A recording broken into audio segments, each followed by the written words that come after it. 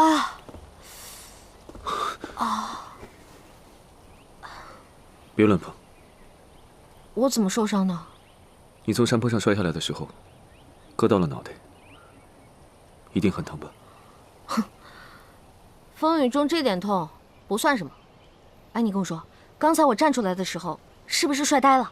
幸好来的是自己人，若真是刺客，恐怕你也没机会在这跟我争强好胜。哦，原来是自己人。可是九王现在在哪儿？如果我这个时候问他，这个醋坛子不就马上又打翻了？我晕了之后，你们都获救了？嗯，其他人都已经赶回圣都了。哦，真没想到，这次江北之行，竟遇到了如此多的事端。哎呀，啊，可不是嘛！短短数日，我已经 N 次险些没命了。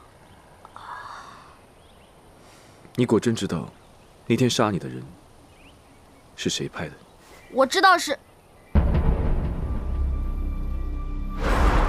他这摆明是在试探我。我如果知道是他，他还不把我杀人灭口啊？我知道是谁才怪呢。无论如何，只要你现在没事就好。殿下，急报！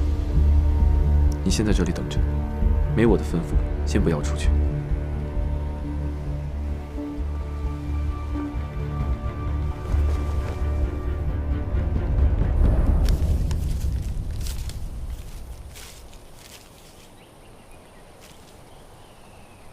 孙儿启圣，你父皇于昨晚走了。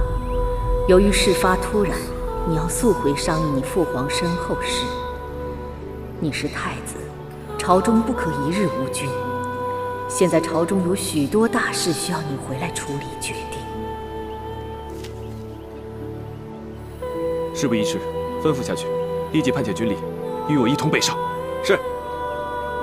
事发突然，圣都那边形势严峻，十分危险。在我没有十足的胜算之前，不能让太子妃和我一起冒这个险。这里背靠江北大营，江北的水军都是我的亲信，是极为安全之地。你再去找几个信得过的侍卫和下人，留在这里伺候娘娘。是，殿下。